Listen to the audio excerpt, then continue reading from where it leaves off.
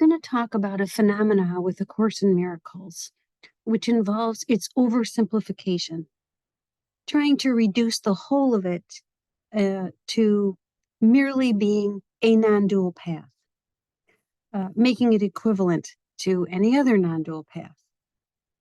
Lowering the level of difficulty in the intellectual content of the text is very purposive.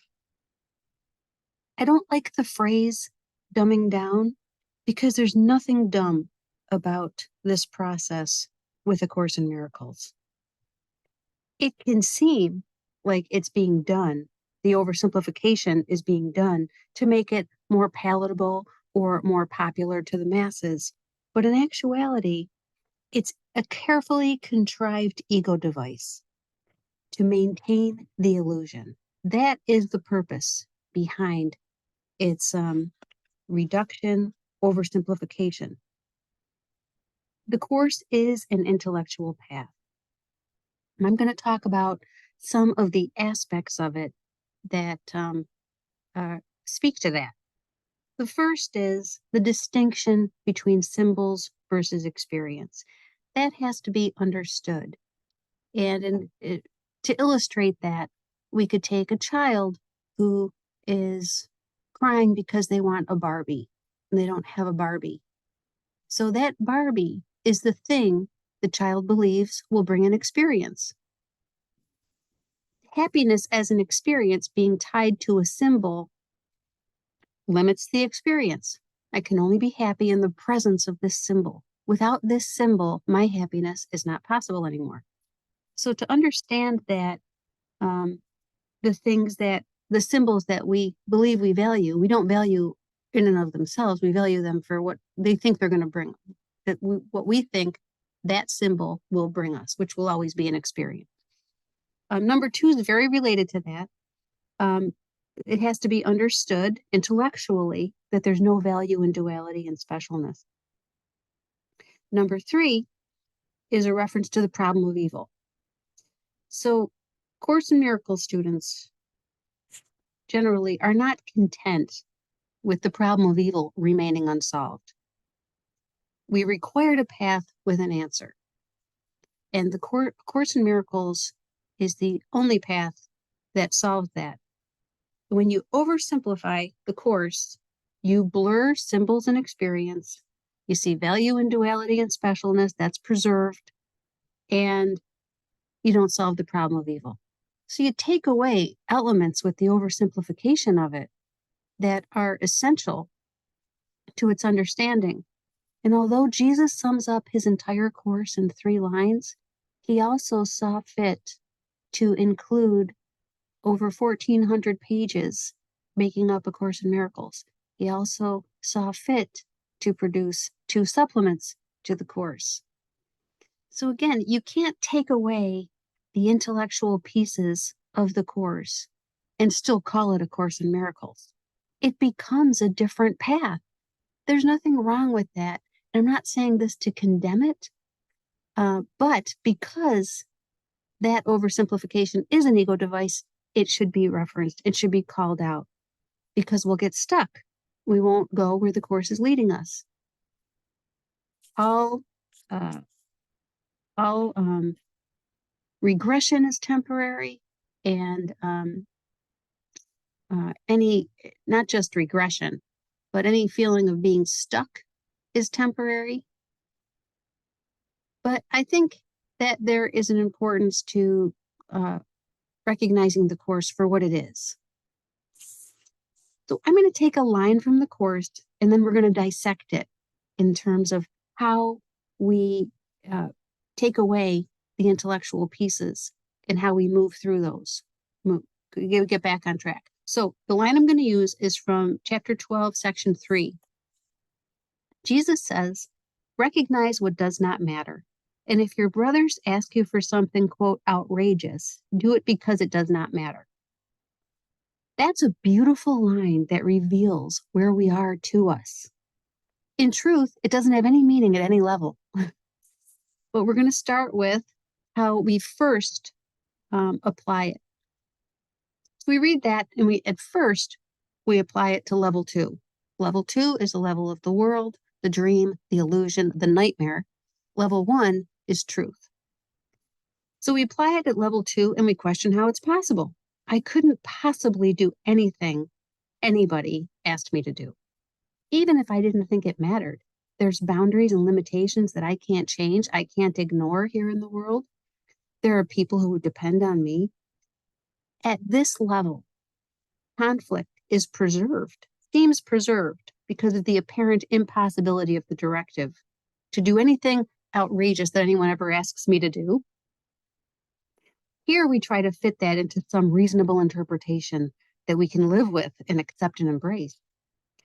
That is a futile exercise, but we can still stay there for a while. Mostly we would be ignoring that line from the Course. Recognize what does not matter, and if your brothers ask you for something outrageous, do it because it doesn't matter. So essentially at that first level, in attempting to apply it to level 2, the dream, it has virtually no meaning, so we struggle.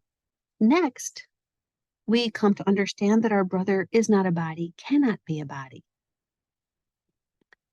We see our brother as a body so that we can maintain that we are bodies. That's the only purpose it serves, to prove what I am. I'm going to see you as something. Of course, I'll also see guilt in you instead of me.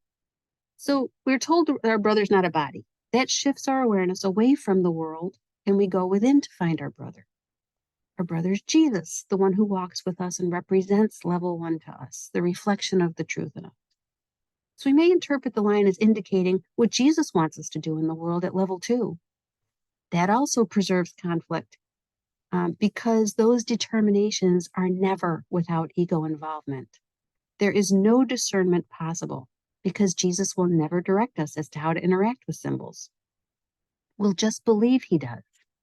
But we'll believe he directs us at the cost of losing awareness of the grandeur of our true identity. We could stay at this level here for years because it feels really nice to preserve our specialness in that way. Having Jesus single us out, it's even better than having a body in a world single us out, especially if we can convince other bodies we're receiving special messages, even if we say they're for, quote, everybody. So that self-deception about what is meant by that line can be maintained for a while, but not forever, because when death still seems real, we still can't be content.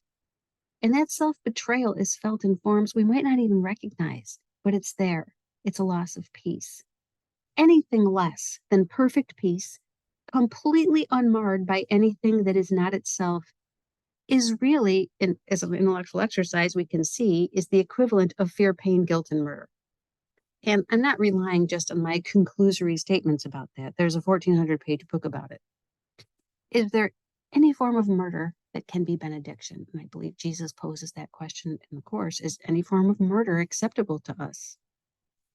This world represents the death of God, even if we're not in touch with that idea again, and just, understanding that we live in a world where God seems absent, we can reach that. So the Holy Spirit isn't just going to leave us in that state where progress is so stunted, there might as well not even be any progress. So eventually we come to see that a Jesus who singles anybody out represents a hateful Jesus. That Jesus who interacts with an imaginary world and an imaginary split off part of himself can't offer the help we need and really want. So we come to a place where we begin to understand that the symbols in the world, no matter how they're set up, no matter what they appear to look like and mean, are nothing. If we insist on seeing value in any of them, then we will insist on Jesus' help in navigating them. They all mean nothing because none of them offer an alternative to the pathways of the world. There's no symbol in the world that offers a pathway alternative to the world. Now, I can say A Course in Miracles itself points to truth, but can't be that which it symbolizes. Jesus pointed to God and everyone worshiped his finger. We could worship the Course, but the Course in itself is nothing. It's part of the larger dream of hopelessness. the most that a symbol can do is point beyond itself to reflect the truth. It can be a reflection of truth. So all the symbols mean nothing. And here is another shift, another essential shift. It can be really difficult to get there because of the tendency to think the world can offer consolation and escape from problems that its purpose is to keep. We can't be fooled by this if we remember to accept no compromise in which death plays a part. That can really be heard along with appearances deceive a mind that is content to be deceived. So we can't be fooled if we're not content to be deceived by illusions. We can't be fooled if we remember, accept no compromise in which death plays a part. And so unless we experience the truth or reflection of truth, we can't really be content. We can fool ourselves into believing we're content. And that's okay. Again, nothing is sinful. Nothing is to be condemned. It is only to be recognized. Seeing meaning and value in duality requires valuing one single thing in separation. One single piece of the illusion that is treasured is enough to keep heaven's reflection away from us. So why do we value anything here? Which we all do. We all value something here. We all seem to value something here. We don't value it for what it is. We can't value a symbol for what it is. This goes back to symbols and experience. A symbol can never be valued for what it really is. It can only be valued for what it represents to us. The only reason to value a symbol is to keep our dream of hatred alive. It has no other purpose because a symbol can't be loved for what it is. So this is all part of the reason why it's an intellectual path, and its oversimplification takes away the grandeur, takes away the magnitude of it. And so we can't value anything in the nightmare without preserving all of it. It's necessarily an intellectual exercise to be able to see that, because we have been taught the opposite, that there are things valuable here, that there are things worth preserving. And I don't even have to give any examples. We could think of them right now, whether it's going to be, relationships, objects, circumstances, events. We value things here. That's why we seem to be here. The judgment that some things are greater and some things are lesser. Some things are to be condemned and some things are to be celebrated. Some things are to be held on tightly and some things are to be let go of. It's the differences and the judgment that's necessary to establish those differences that keeps the dream alive and terrible. It's a dream of judgment. We must judge not and we will awaken. Well, preserving anything here, valuing anything here, requires judgment.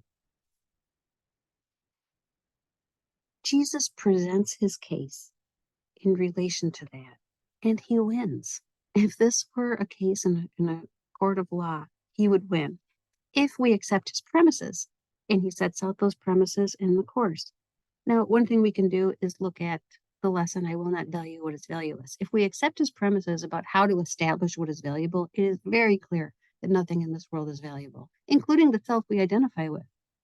And so if we take that away and somehow, cling to something here, I think most of the time it will be relationships.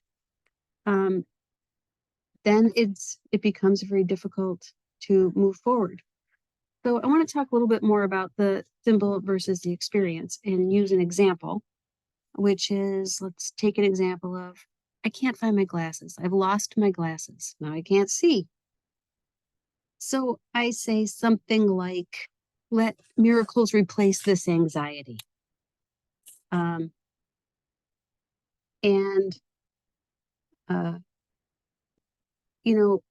Which we think and may believe is related to the glasses. So we may believe on some level that My anxiety is because I can't find my glasses and I can't see. That's perfectly normal in the world. Now, God, we know, is not concerned with a figment of our imagination.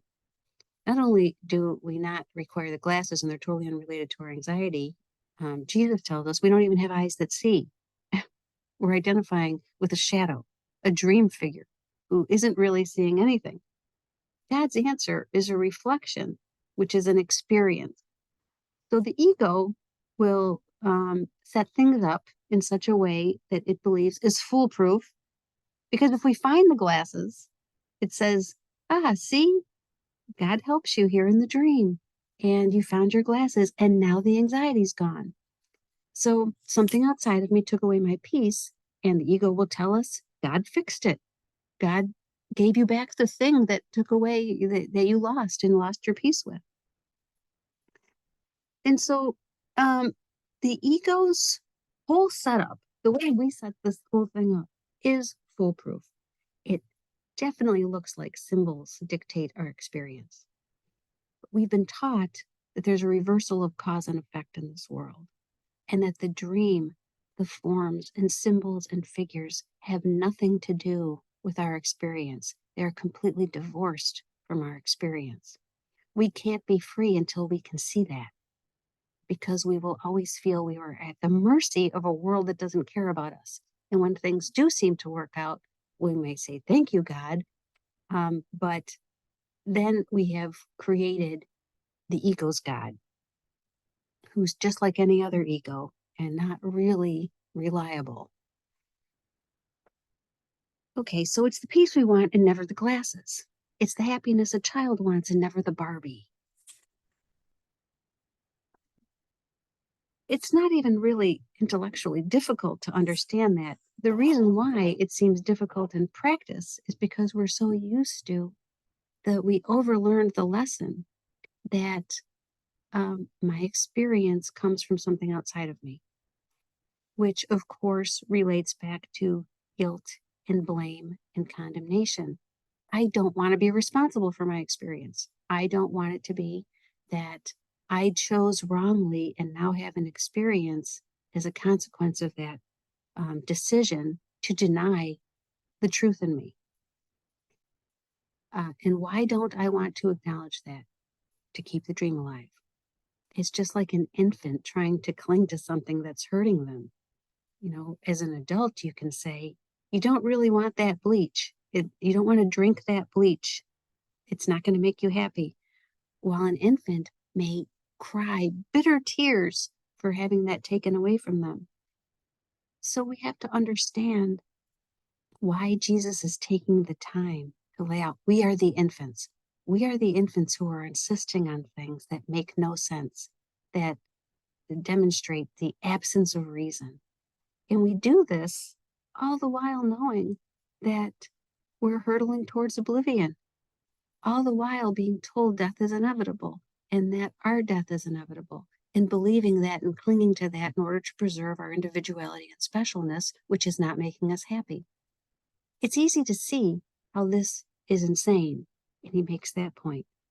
In order to convince us we are insane, he points out, he peels back the layers to show us all of the laws under which we live, what we must believe if we believe something outside of me can take my peace away from me.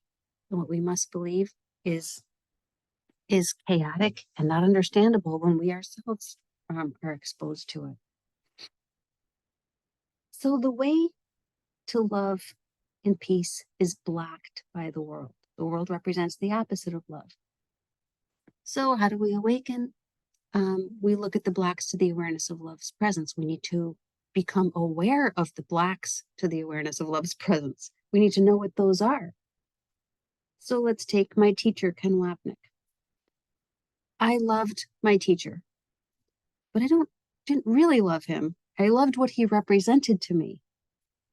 So we don't stop saying, I love you to people. We don't stop believing we love people. We have one of three options when we're faced with a symbol that is meaningful to us and that we're valuing. One is we don't ever say I love you in fidelity to the Course in Miracles. And as a consequence, we look like total jerks.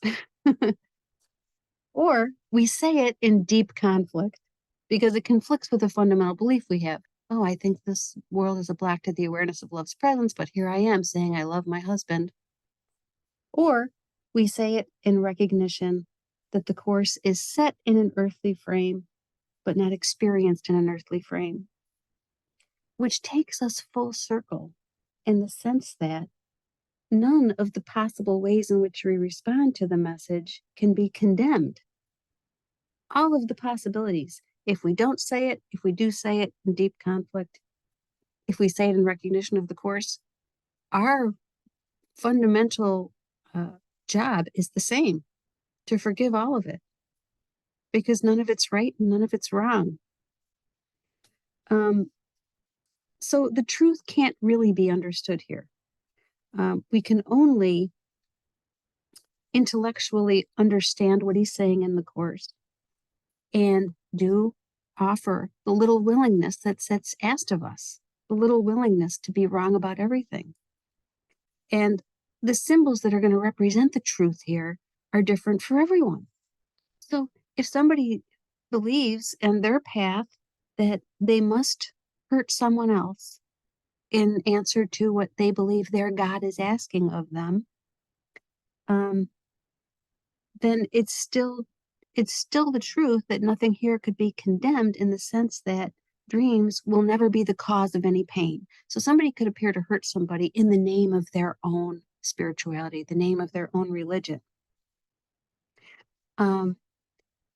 So at the level of the dream, we can say, we can't permit that to happen. We cannot allow that that body to harm another body, even in the name of their own path.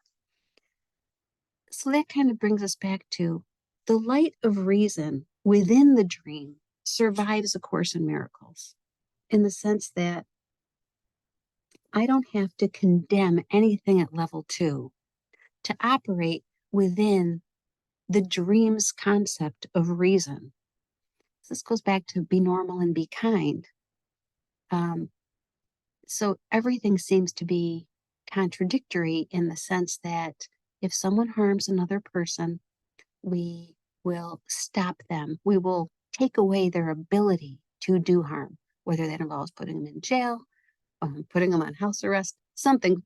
It appears to be we appear to be exerting control over a symbol.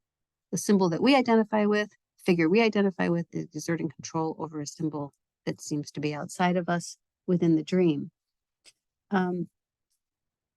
So at level 2, the Course doesn't dictate not seeing any differences here that we believe we perceive, in the sense that I wouldn't say, I'm a Course student, so I believe up is down and cat means dog, and there's no differences here at all, which would eliminate any ability to communicate whatsoever.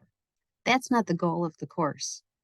The goal of the Course is always at the level of the mind and not at the level of the dream. What happens at the level of the dream will always remain nothingness in a form that seems like something. It will be meaningless. Nothing I see means anything, because the appearance of the phenomenal world is a manifestation of the idea, thought of separation. So, on the one hand, when we communicate here, we are agreeing on differences. We are agreeing to communicate using words which are twice removed from reality.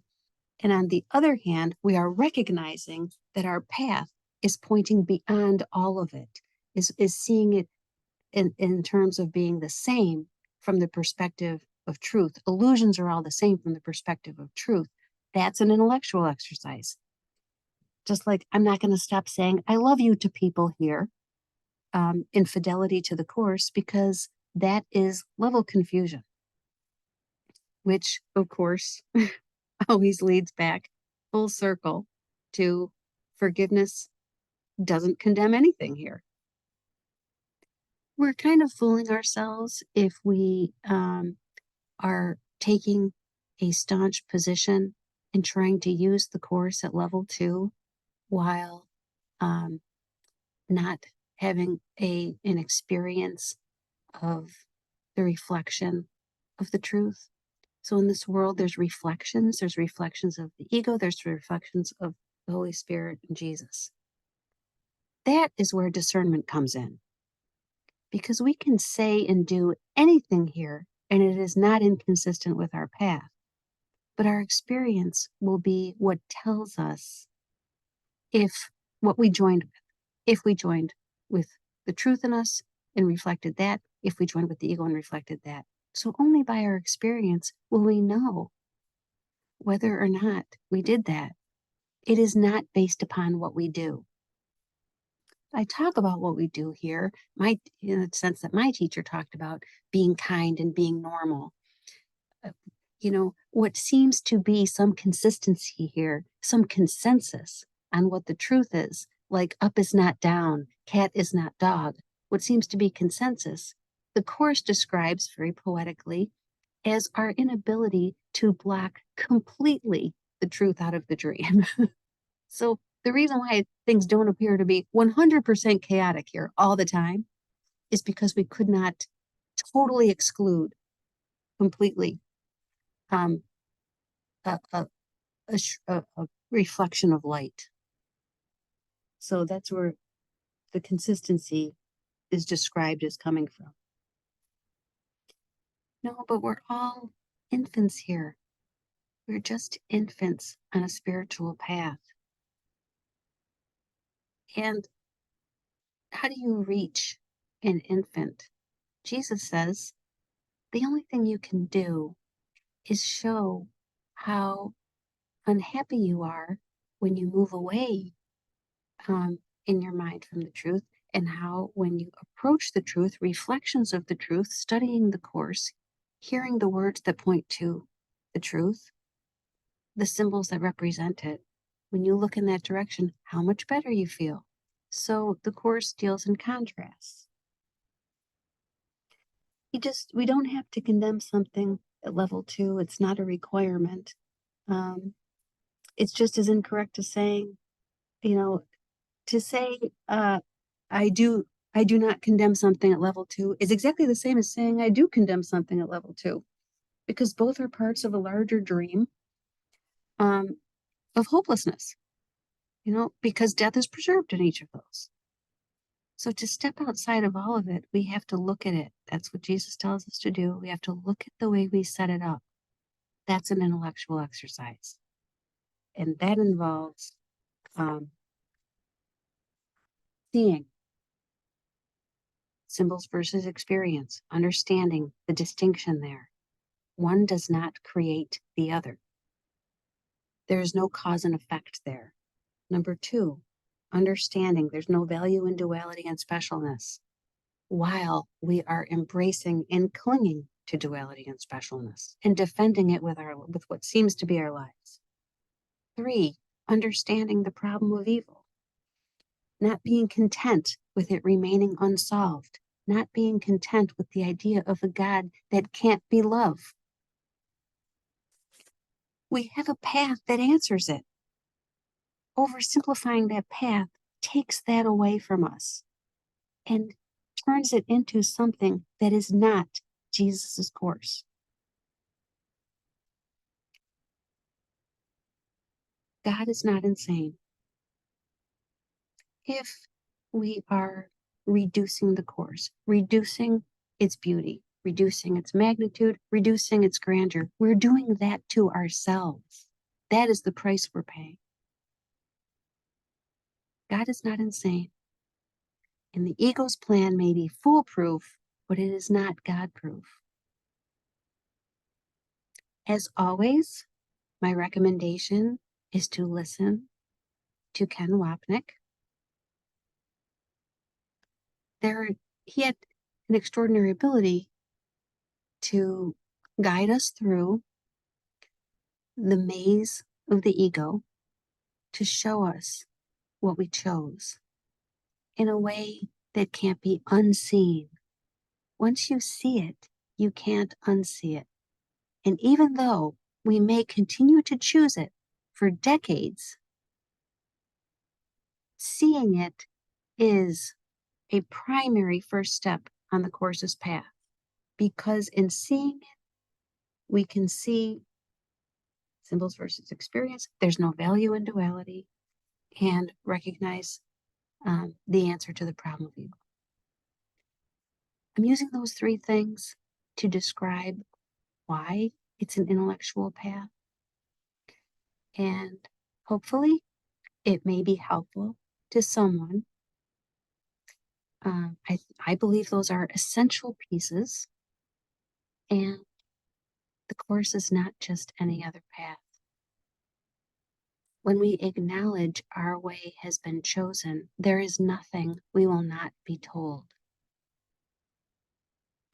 And we rest and say, God is, and then we cease to speak. Thank you for listening.